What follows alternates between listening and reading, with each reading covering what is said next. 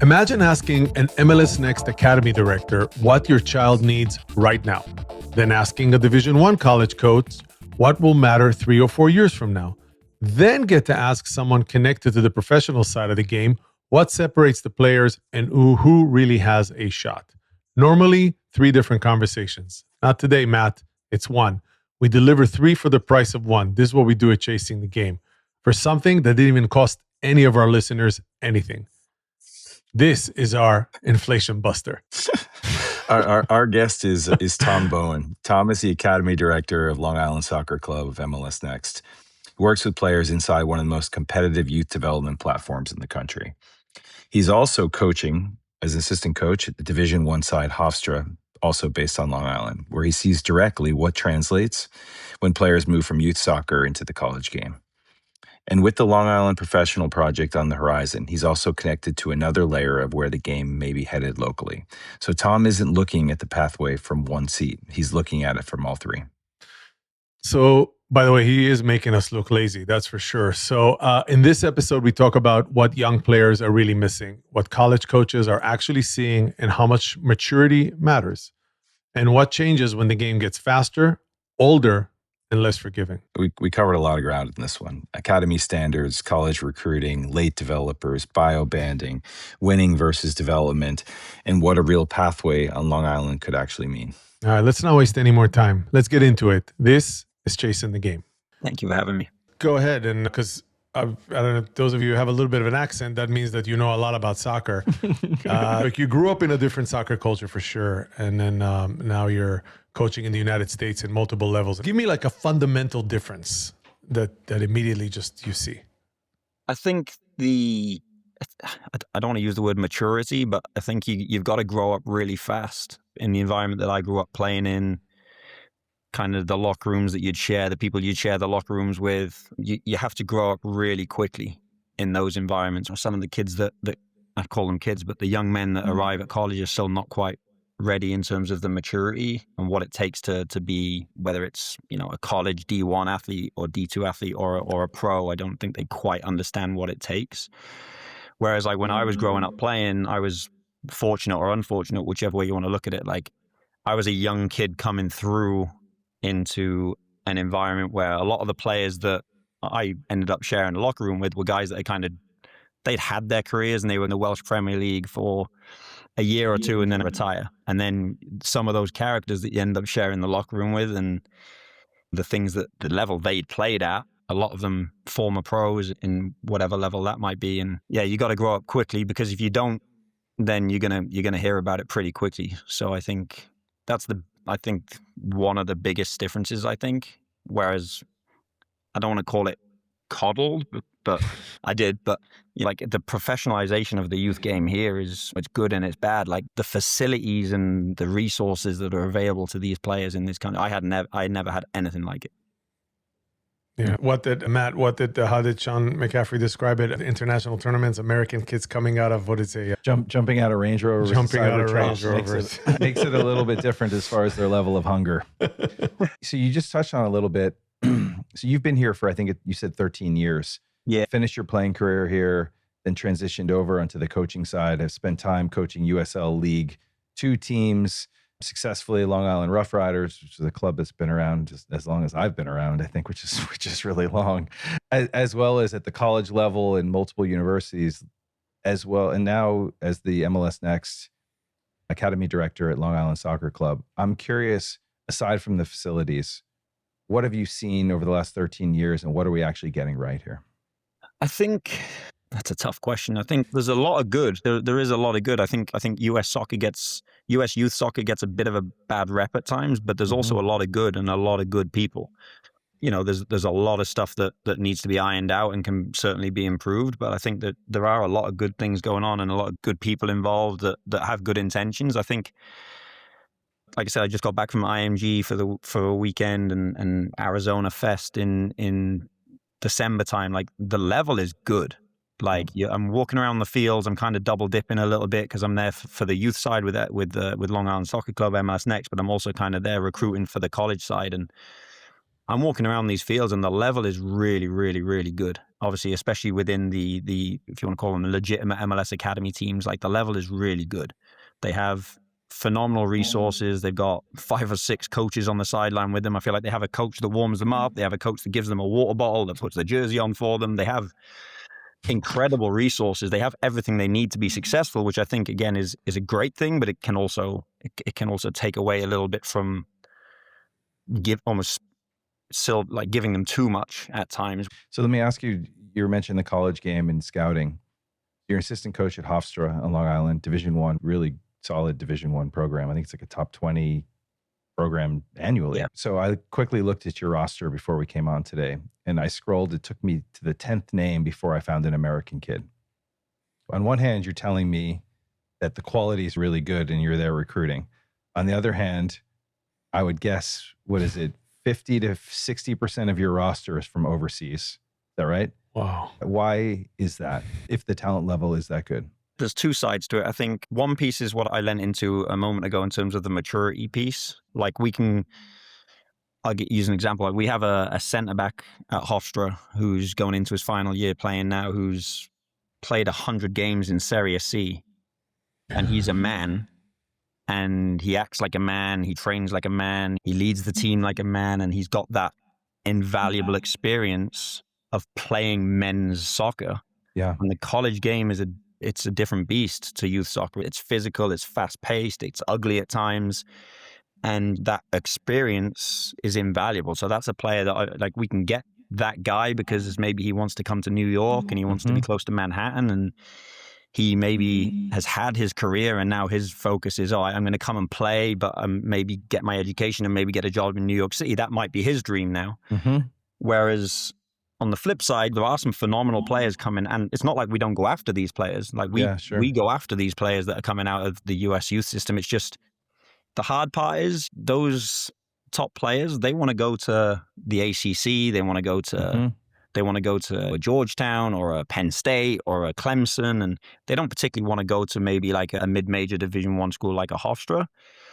So for, like you just alluded to a moment ago, we've competed on the national stage for years now. We've won 4 out of the last 5 conference championships. And I think I'm correct in saying that Hofstra men's soccer has won more games in Division I than any other team in the country over the last 5 years. Wow. For us to compete at that level, then we do have to maybe go and look elsewhere. Or what's the alternative is we'll take the 2nd or 3rd tier player maybe that Clemson don't want or Georgetown don't want. We're never then going to compete with those teams if that's the route you take. So it's a double-edged sword. We would love to get those best top domestic players if they want to come to us. Yeah. But again, then it comes down again, if they're the top players, they're going to want significant scholarship money. And then you weigh up, okay, do we want to put that significant scholarship money into an 18-year-old freshman who's done nothing in the college game? Or do we want to go and get somebody maybe international or domestic out of the transfer pool? Or do we want to go and, like I said, we can go and get somebody who's played close to 100 games in a top division in Italy, played men's soccer already for 3 or 4 years. And just to be clear, you guys are not the only school doing this, right? This is pretty widespread. So I think everyone's trying to compete at the highest level they can. And if you can get a center back from Italy who's played in Serie C 100 games, I don't know anybody who's going to say no to that. Any university, for that matter, who's going to say no to that. I don't know if you can tell, but I have a skin in the game here. I obviously, as a parent of an American kid, can't help but make a scrunchy face because you want to have more opportunities for our kids. Let's put the pro side aside because those numbers are meaningless. But college is a real path. Are these freshmen or 17, 18-year-olds actually ready to compete at Division I NCAA? What is the shock value? What is it that they should expect? There's a huge acclimation. I think the jump is huge. I don't think people realize quite, and it's not necessarily technical. It's the pace of the game. It's the physicality of the game. It's the dark arts of the game. It's those little things that I think become as quite a shock when players do arrive on campus. And to your point, if they're 17, 18-year-olds who have always been the best player on their team or told how great they are, and then all of a sudden you're not the best player on the team, and you could be in some instances, like if you're at a 4-year school, you're 3 years younger than some of those guys and you're not necessarily the best player. That's That's a tough learning curve for some people. From our U19 team, for example, at LASC, we were obviously worried about that team because we're a brand new club into MLS Next with the pathway. So we were kind of concerned that we were a first year team. How are we going to convince, top players to come and play for us as a brand new team, especially if they're going to be U19s, it's going to be their senior year. Are they really going to make that jump? Considering all of those things, like our U19 team's done phenomenally well. I think they've lost one game in the regular season, and then they went down to IMG and made the final this weekend, which was cool. And we've just committed 5 of those guys off that team already, which is still fairly early in the recruiting process. We've just committed 5 of those guys in the last 2 weeks to Division 1 schools. The path is still there. The landscape has shifted dramatically.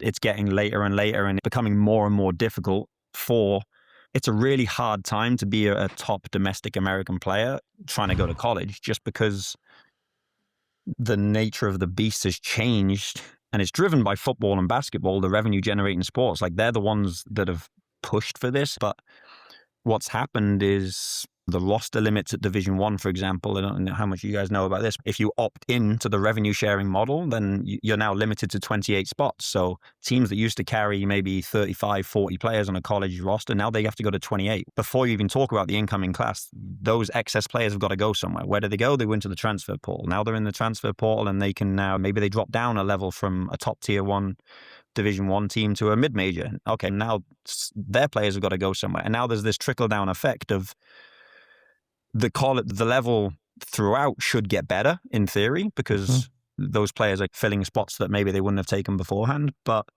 it also means there's way less spots for incoming freshmen. And again, like I said before, the coaches they're gonna go to different buckets, right? Like the first shop they're gonna go to is probably gonna be the transfer portal. Like, why are we gonna take a risk on a 17, 18-year-old freshman that's done nothing in the college game over a player that I can Google somebody's name that's in the transfer portal and it pops up. They've played 60 Division 1 college games already and got some good stats and got great footage of them playing in whatever conference they might be playing in. On Y-Scout is the tool we use to go and watch their games. And I can go in there and click on, I want to watch every single tackle. I want to watch every single header they make. I want to watch every single 1v1 battle. Like, I can go into Y-Scout and watch all of that on that player. That's now a much lower risk player to take than somebody, like I said, who's not really done anything in the college game yet. So it's tough.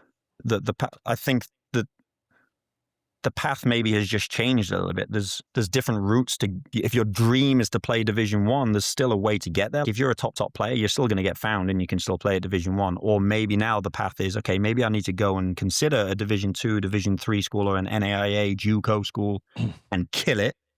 And now all of a sudden I've got some stats under my belt, some game footage under my belt, some college games under my belt. And now maybe I transfer up to Division 1 because there's unlimited transfers now. It's a free fall. So we've got to rebuild our roster every year. Guys, like you said, we just made the Sweet 16 last year and lost on penalties to go to the Elite 8. And then half the team wants to cash in and go on the transfer portal. Oh my gosh. Because they think they can, maybe they can go and get paid elsewhere, etc. So now we've got to replace all of those. And the first place we're going to look then is obviously the transfer portal. So I think it's an NCAA issue that doesn't help.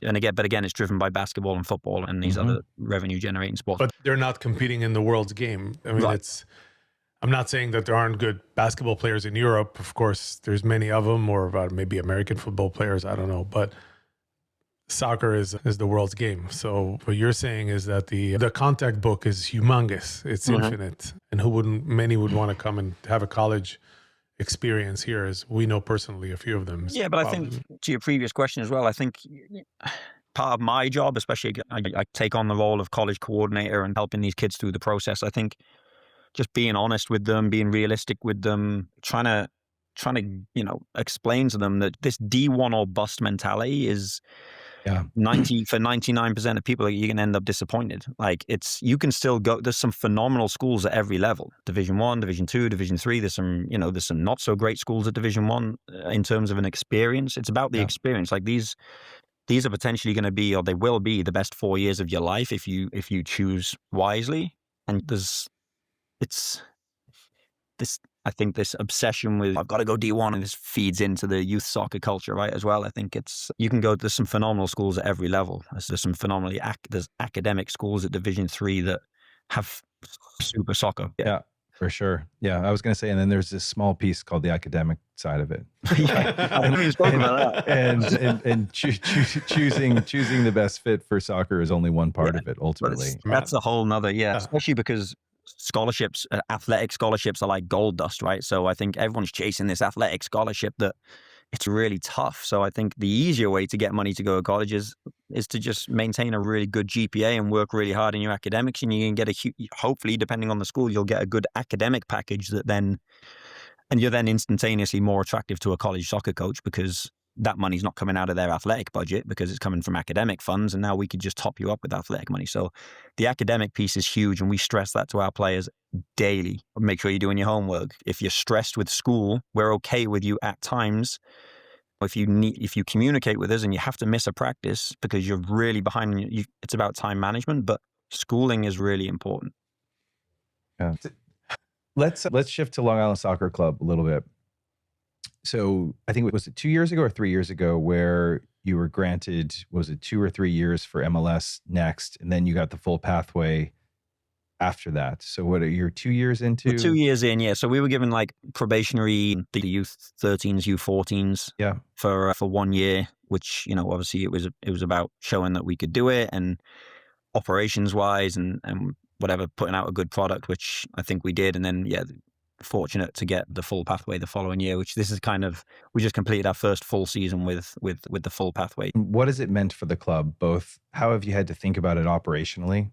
And then what has it meant as far as talent coming to you, as opposed to in the past where that talent may have gone elsewhere? I mean, it's awesome. I think there's a lot more eyes on you, obviously. Operations wise, it's MLS has pretty strict standards in terms of things you got to do on game day, for example, and a lot of stuff behind the scenes that needs to get done to meet their standards, which is good. I think having standards is important, and it makes for a better environment, hopefully, for the players, which is what it's all about for the players. And having qualified staff, for example, like minimum requirements in terms of licensing, etc., to be on the sideline with MLS teams. Been a steep learning curve too. Like we've kind of, like I said, it's our first year. We're kind of learning on the job a little bit. We've made some mistakes. We're learning from them. I think, as years go by, obviously we'll lean on those experiences and be better for it, and hopefully smooth out that path. There's still players that I can't believe sometimes, that live east of us on Long Island that still drive past us to go to other clubs, whether they be in the city or elsewhere. So I think we've still got a little bit of work to do to prove or to fine tune things and make sure that the product that we are delivering in terms of on the field and off the field experience is of a level where people don't want to drive past us. Yeah, it's actually exactly what I was leading into. My next question was, how would you describe, now that you've done a full year, what is in your eyes an MLS Next standard in an academy? Is it the organization, like you said? Is it the results? Is it the players themselves? What is it? I think across the board, you've got to improve everything across the board, whether that's, like I said, qualified staff is important. You've got to have certain licensure. We need qualified staff, coaches that know what they're doing and can connect with the players both on the field and off the field. I think is super, super important, and it's not spoken about enough. I think, the level of player, obviously, that we've been able to attract has gone up, which is a hard thing, because it's always been a kind of quite a close-knit club, and then all of a sudden you have players coming from outside, and that changes the dynamics a little bit, and now all of a sudden you're starting from scratch again. And we had some successful teams on the boys' side for their level, right? It was whatever, USYS, EDP type level, playing in winning state cups, etc. But it's a whole new, like I said, it's a whole new ball game now. And we had a lot of players from outside then that weren't currently in the club that all of a sudden had an interest in joining us because you have the badge on your arm and you're playing in a certain platform.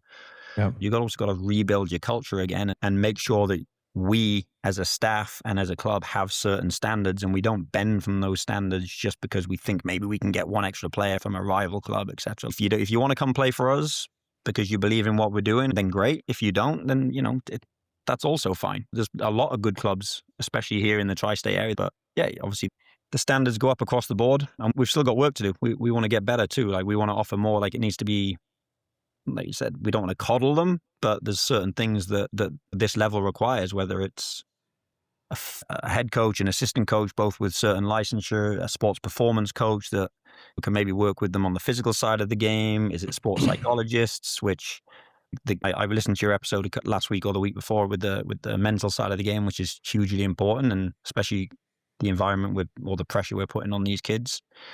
I really enjoy the competitive side of being in MLS Next and competing with top teams, but I don't love the pressure, or I call it pressure, the win at all costs. That's also not us, with whether it's the bio banding or whatever else, or the style of play. We're not a win at all costs. Winning is important. Don't get me wrong. I think winning at the youth level it's very important, but it can't be the most important thing. I want to touch upon what you just said, just push it one next level, because what's unique about this interview is that you have seen the transition from what you called was a community club. It was a club that kids in the area played. It had a certain identity to it. So now this identity... Wait, sorry to interrupt. I thought there was a requirement for Long Island accents and crazy parents. Did you guys drop that with an influx of new kids? Or they didn't let me in. Our listeners are going to love that later on. I know who I'm getting messages from. You said it. I didn't say anything. But actually, Matt's point, it is exactly that. There was a culture in Long Island Soccer Club. And I think it's Long Island in general. I'm just keep going here. I don't know if it was Long Island Soccer Club. Says the guy, we're sitting in a basement in Brooklyn, so we're high and mighty on everybody. But so you're seeing this transition and you're in the helm of it. Like, how do you basically take that upon yourself? You inherited a group of players in all ages.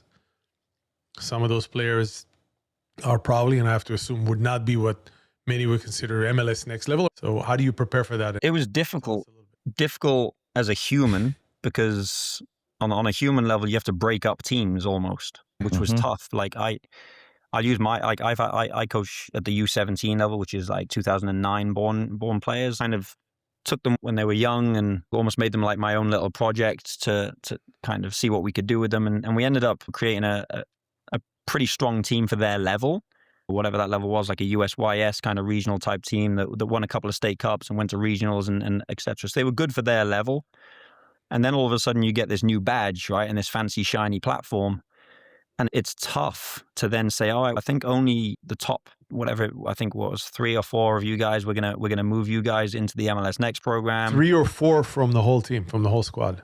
Yeah, I think we probably took maybe around 4 or 5 players, but that was a really close-knit group. Like I said, they've been together for 3 or 4 years, maybe even longer. They'd had me for 4 years as their coach. And it's tough on a human level, like I said, to then say, I don't think you're quite at the level. Maybe you can be a futures player. And we get all of this external interest then of players that want to come join us.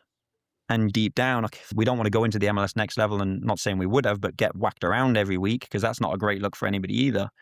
It's tough, man. Like I found that really, really difficult, because these were my boys, and that's just one age group out of 6, right? So, we had to break up teams, and it's a tough ask of saying, okay, I think maybe this group can cut it at the MLS Next level, or the tier 1 level, if you want to call it homegrown division. I think maybe I'm really, really glad we were able to keep the vast majority, if not all of them, within the club, at least. Like, they didn't go chasing elsewhere, which I think speaks volumes. They didn't go, oh, well, I'm going to go and try and play MLS over here or over here. They stayed.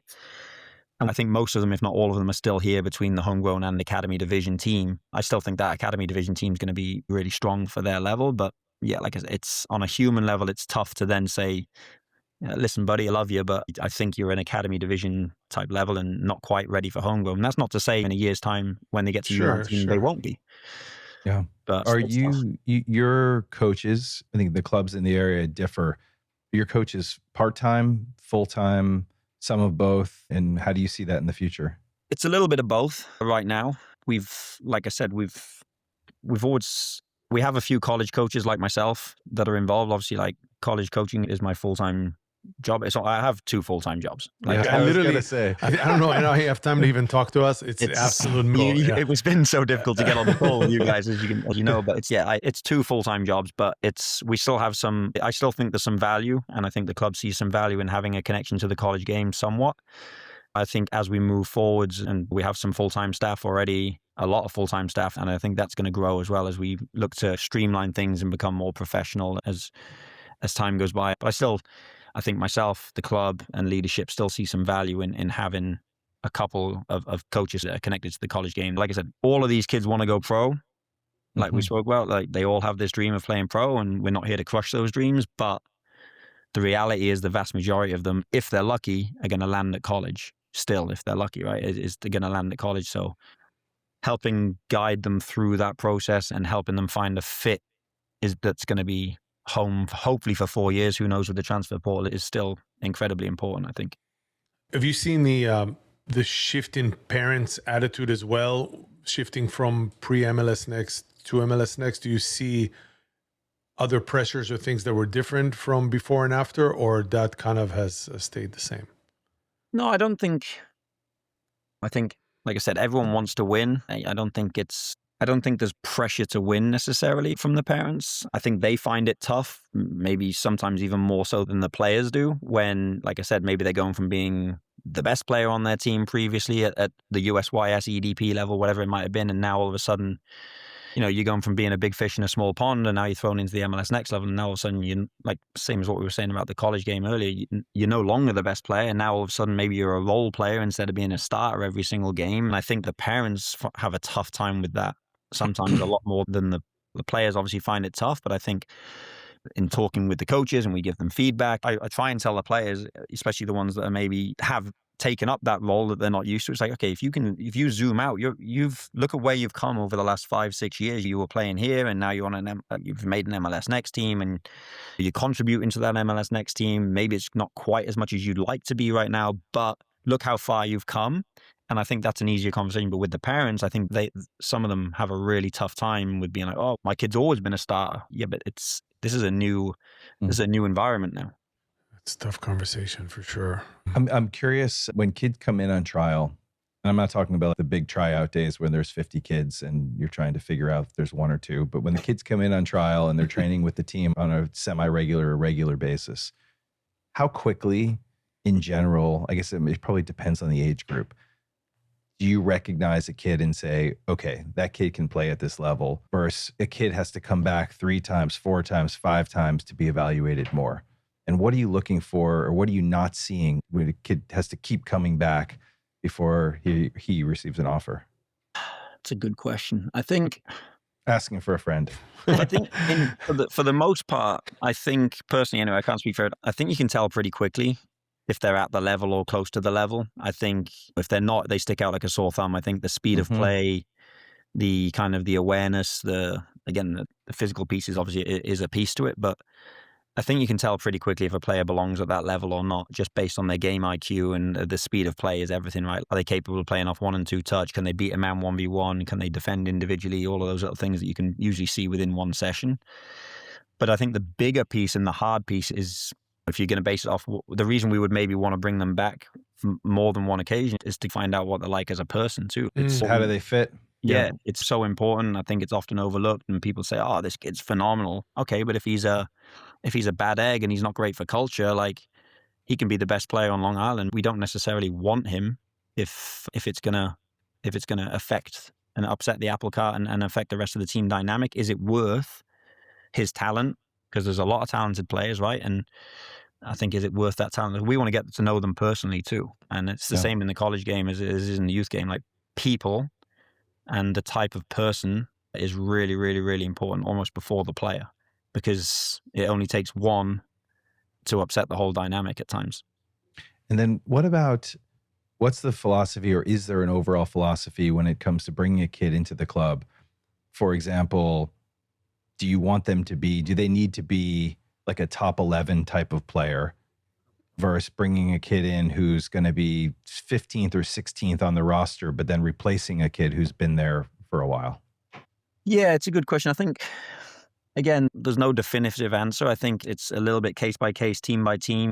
If a player's going to impact the starting 11, say, or is going to be like a top third type player, then we'd be foolish to turn them away. However, we don't want to carry rosters of 25, 26, 27 players, and all of a sudden you can only dress 18 at the weekend and you've got 9 guys that have to come in their sneakers and they don't even get to dress. That's not great for development either. We want a roster of a certain size where it's competitive, and every single training session is like a tryout where you've got to work and you've got to show up and you've got to do the right things in order to make sure that it's competitive. But yeah, we're not just going to take another player and another player just because if financially it's good for the club or whatever. We're not going to take on extra numbers if they don't impact that kind of top half of, if not the top third of the team, then it doesn't make sense. Maybe the following year or you say you'd love for you to come back in the summer and try out for when the new season starts almost, or maybe it's can't guarantee you game time here, but we'd love to. If he's a great kid and we want him in the club, then maybe come back. We can get you roster you for our academy division team. If you do well there, we can make you a futures player, et cetera, et cetera. You guys know how it works. So Yeah. I don't think there's not a definitive answer for us. It's more of like and again, it could be at this level, it could be positionally. Like, okay, we don't really need we're desperate for a left back, a left-footed left back. We don't have one in the club, or we need another number 9 that can score goals, etc. So it's at this level, I think you can be a little bit more picky. We started talking lately, and again, I'm asking for a friend. I want to talk about puberty. It's something it's funny that I was like, I don't know where we're going. He's already trying what to do time is it? What time is it? He's already trying to do a spinoff. It's 9:00. I have the mustache. All right. I don't know, should I keep this part or not? Anyways, we know that puberty has a huge effect at ages, let's say 14 to 17 on just not, the biology, the mental game. Kids who are fast all of a sudden are not, and big or not, and so forth. How do you handle that? How do you see that? And do you have this concept of late developing kids, or that's just basically your window of opportunity is short, which is really only those 3-4 years, and you got to just go with what's best in front of you right now? Yeah, I think I'd like to say, and I'd hope that we'd look past just the pure physical attributes, which I think, again, it goes back to that win at all costs. Unfortunate. It's within youth soccer. It's at all levels, not just the MLS Next level. It's at every single level. You see it across Long Island, where it's just win at all costs. Let's get the most physical players in, and we'll get a goalkeeper that can launch it the length of the field, and we'll get the super fast, strong, early developer up top, and we'll whack it to him or her, and hopefully they can score 8 goals a game and everyone else can watch. Maybe you've got like you said, a stud number 9 that scores 6 goals a game for you, and your team wins every single game 6-0, and that player scores all 6, and the parents are all happy, right? Because the team's winning. That's great, but then I always say, okay, what if that player then gets plucked, right? And that player's taken out of that team. How does the rest of the team then operate? Can it still function without that one player? So I think I'd like to think myself and the staff, we look past the purely physical attributes, especially at the younger ages. I think as you get older and older and older, the U17, U19 players that are thinking about college, the physical part of the game actually becomes very important. Not saying it's the most important or the only thing, but it does become more and more important. But in the younger ages in particular, I think we'd be foolish to look past a player because he's maybe a step slow or is not quite filled out his or her body quite yet. I think we'd be foolish to look past that. And I think the biobanding initiative from MLS Next is a really good idea if it's used correctly. Yeah, exactly. If is the operative word. If it's explained, don't do. If it's explained correctly, which is. But I think it needs to be used correctly. Like we've made a point of we're not going to bioban 3 players in every age group to sandbag the team below and chase wins, because that's not what it's there to be used for. It's there for a legitimate player who, okay, maybe this kid has something, but he's not quite physically where he needs to be. So let's play him on a team until he's ready. I think it's a great idea and a great initiative. I know there's procedures and protocols you have to go through to prove the bioband, if you like, but I think then it does more harm than good. Not just for the club, but also for the kid. Yeah. Maybe from a level perspective, they could be biobanded, but yet if they're not in that grade, for example, and they're 1 year older and they're 1 year closer to college and they're playing down a year, I think it's hard. It's a challenge for the kid. In some cases, it's probably the right spot. In other cases, it's not. And we just have to make sure that it's the kid that we're focused on and not the team. Yeah, completely. Absolutely. It's marketing, right? If you're winning every single game and you can promote that on your social media, and then all of a sudden parents are like, oh, that's the club I want to play for because they win 5-6-0 every week. And it's all marketing, unfortunately. So What would be your kind of blanket advice for a late developing kid who was great at 12? And also, what would be your advice for the parents?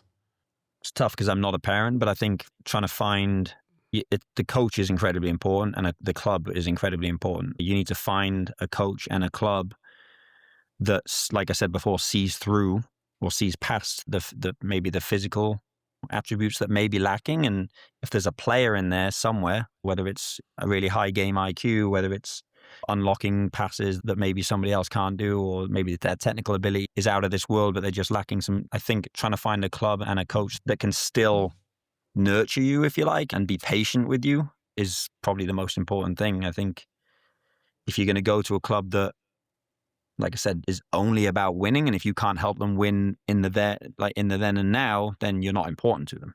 Like I said, we all want to win. I'm really competitive. Like, we all want to win. Mm-hmm. But I think there's a balance. I think that balance shifts as you get older and older up the age groups, because I do think at the U19 level, if you like, we have a responsibility too to start to teach these players how to win, and that it is about winning, because when you get to college, it is about winning. There's jobs on the line. And you're going into an environment where it is win at all costs almost. Speaking of winning at all costs, the Island FC. Man, you're on fire today. Jeez. Can you share with us, so MLS Next Pro team coming to Long Island, which is called the Island FC, that's right? Yep. Is that part of Long Island Soccer Club, different than Long Island Soccer Club? I haven't quite figured out what exactly the relationship is. So the ownership group is the same. I think everything will become much clearer in hopefully less than 6 months, or maybe sooner. The fall of, I think the 2027 is the launch date for the pro team. So I think it's in everyone's best interest, especially mine and the other coaches, especially for the families that are maybe thinking about joining the club. I think it's in everyone's best interest to clarify some of those questions as quickly as possible. But the overall effect of the news, and we started with MLS Next for you guys now, the MLS Next Pro team, is there do you feel like there's a rise in ambition in the area? Do you feel like something is changing in Long Island? The talent is always, it's the same talent, but what is it really doing to the area itself? I think my biggest hope is that, as I alluded to earlier, people stop driving ridiculous distances. I think it's often forgotten, right? Yeah, top soccer players, but these are they're still kids. Mm-hmm.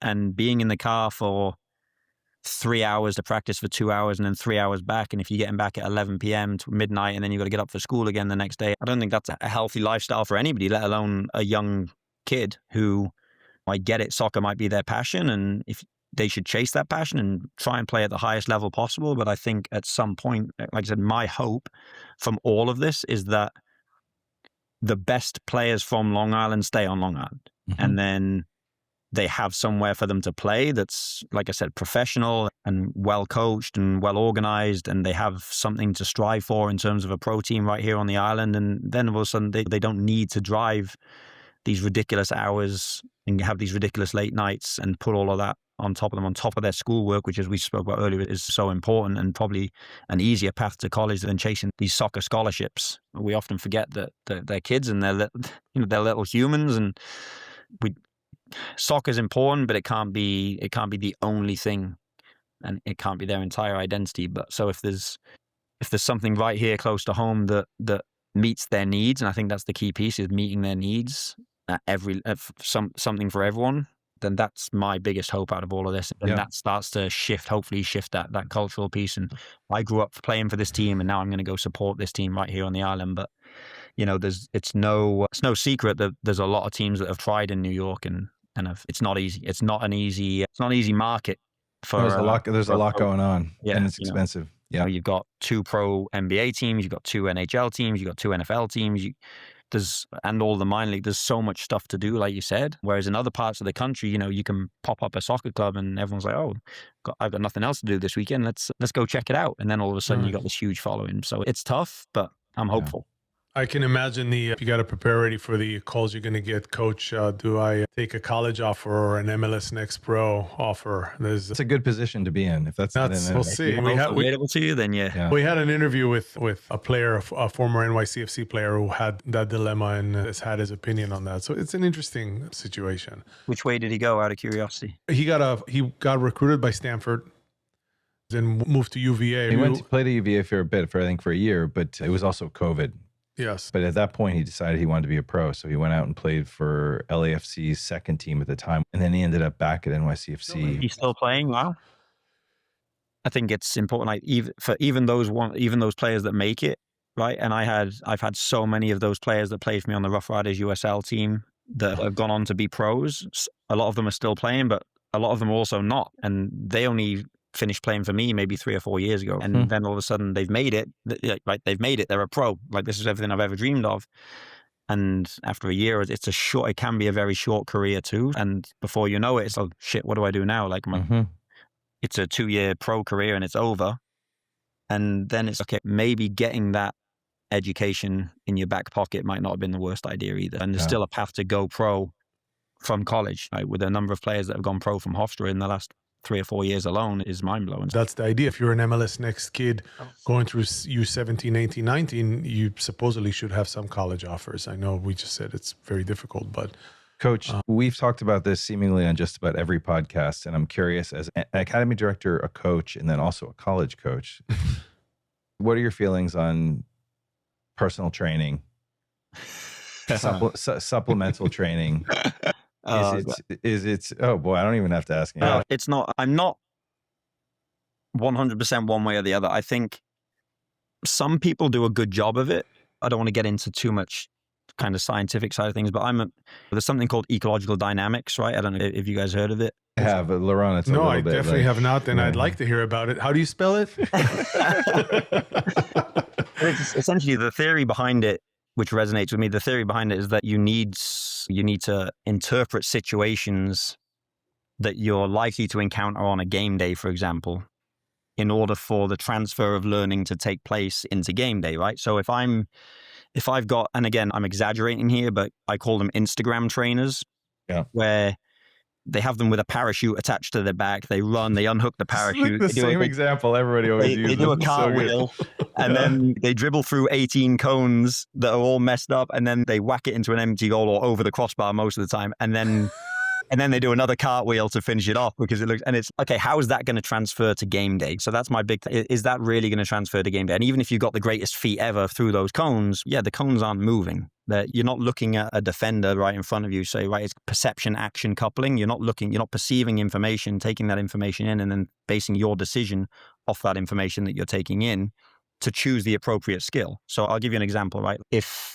you watch the Champions League this evening, for example, and there was a striker a number 9, and the ball was stuck under his feet, and the only way for him to score was a toe poke, and he managed to dig that ball out from under his feet with a toe poke and finish, you'd say, wow, what a great bit of improvisation. Now, if you were doing isolated individual training and you toe poked the ball, the coach would come and fix it immediately and say, oh, no, that's not how you kick a ball. This is not how you strike a ball. You need to have your foot like this and whatever. And again, there's some value to learning the correct technique. But if that was the correct technique in that very moment and it led to a goal and it was the only technique available in that moment, then why would you not toe poke the ball? And if it, you know what I'm saying? So I think there's some value to it. I think small group training where players are getting more touches on the ball, but there's still opponents, I think is a good way to go. I think isolated individual training where they're on their own and they're dribbling against a cone, or like I said, unhooking parachutes and whatever else, and all of these bands coming out their ears and stuff. I think all of that stuff it can be a little bit too much. And I think some people do it for the clout on Instagram rather than knowing the science behind what they're doing. Do you communicate that to parents? This is incredibly helpful. Not, again, joking aside, do you communicate this kind of point of view to parents around? That was going to be my question too. Like, how do parents, especially whether it's parents who know the game or don't, I think we can all be fooled by it. Yeah. And I've seen what really good looks like on that front. And I've seen some of what maybe really not so good looks like. But it doesn't, you don't necessarily, at least for me, I didn't necessarily understand it all right away either. And over time, I've had a better sense, I think, of what good looks like. How do parents aside from if the trainer shows up with his camera crew, how can they, and in that case, run like hell? Four bags of equipment of hurdles. Yeah, exactly. More cameras and crew than soccer balls. But other than that, how do they identify, how do they know if their kid is with the right trainer or they're doing the right sessions? I mean, I think the piece of advice around group sessions, I think, is great. And that's an easy one to figure out, right? What else? I think you have to ask, okay, what's your background? Why do you do these things? Like, how is this going to transfer to make my kid better on game day? Or I think asking those questions is a good start. I think lean on people in the industry that have maybe been around for a while within your club. If you can ask coaches, there's some guys that I know, a lot of my players or players within our club, they do extra stuff, which is fine. It's not a bad thing. Like doing it, they go and seek extra training elsewhere, which is fine. But also there's two sides to it, right? There's, okay, if you're already training 3 or 4 times a week within MLS Next and you're playing on game day, there's a time for rest. There's a time for rest and recovery. And I think there's this obsession with FOMO, right? I'm missing out. I need to do more. Parents, especially, you need to do more. You need to do more. You need more private training, more. More isn't always better. And again, going back to their kids, let them be kids at times. They're already doing a lot, training 3 or 4 nights a week within MLS Next. Now, I'm not saying that they shouldn't do extra. If you want to play at the highest level, you got to do stuff outside of the hour and a half you see us in the evening. You need to do extra, right? But that extra can be a ball and a wall, or playing pickup with your friends is probably going to be just as, if not more, beneficial than paying $150 to this guy with his parachutes. Like, I do think. I know I'm joking. No, this is perfect. I'm a little bit facetious, but I do think, there's so much. Kids don't play pickup. Like it's pleasantly surprising. I'm starting to see more and more kind of pickup games appearing and come play pickup soccer, and that stuff's important. Like, because again, you're getting loads of touches on the ball. Maybe it's 3v3, 4v4. You're getting loads of touches on the ball. You're playing with your friends. You're competing, and you're willing to try stuff. And you're playing against opposition. Have a coach who, loads of 1v1 battles and duels, which is you're not going to get. Like I said, there's some small group trainers that do a good job of making sure that it will transfer to game day. Be aware that there's a lot of people just trying to make a quick buck out there doing this, who maybe they'll say, I played pro, I know what I'm doing. But playing pro and coaching is not the same thing.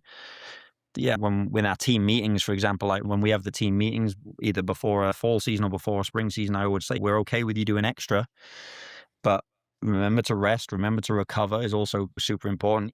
A good night's sleep and eating well is going to do probably just as much, if not more good than going and getting up at 5 a.m. to do an extra session because it looks cool. You do something very unique where you're a director at an MLS Next club dealing with kids all the way to the age of 17, 18, but you're also heavily involved in the college part, which is the kind of next stage. Tell me, are you the same person in both roles, or do you have to think differently when you look at the game?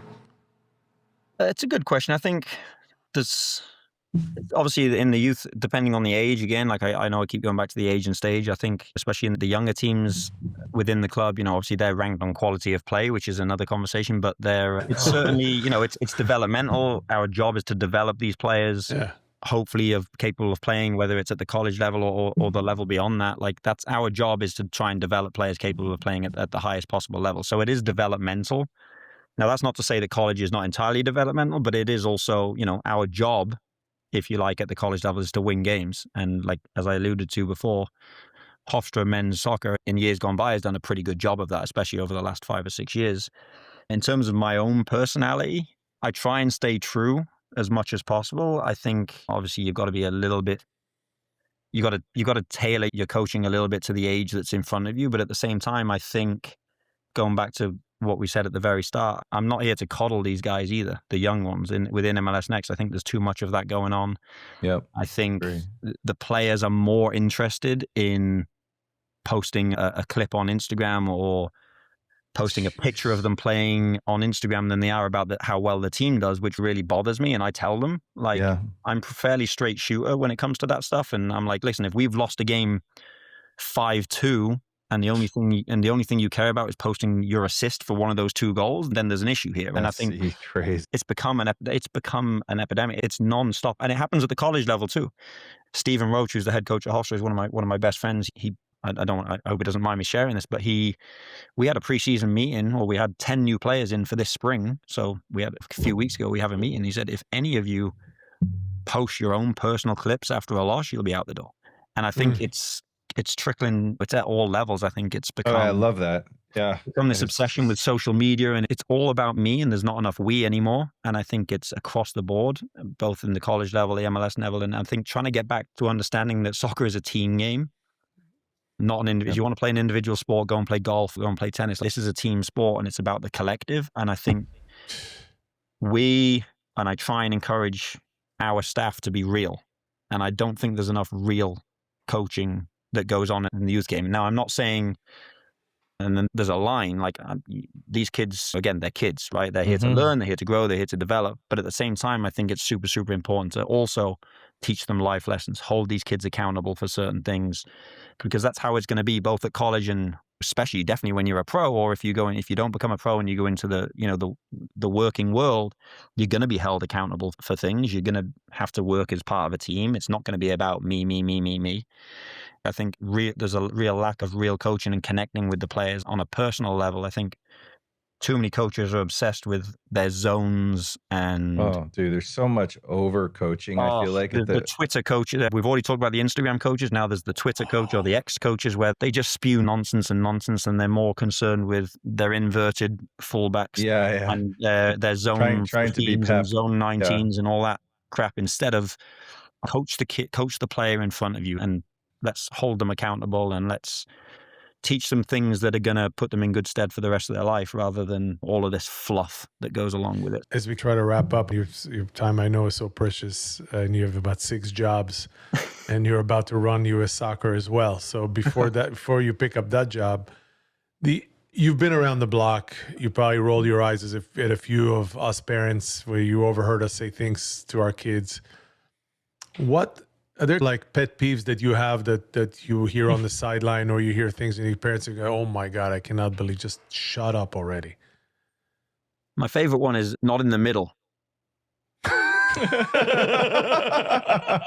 Like, that's my...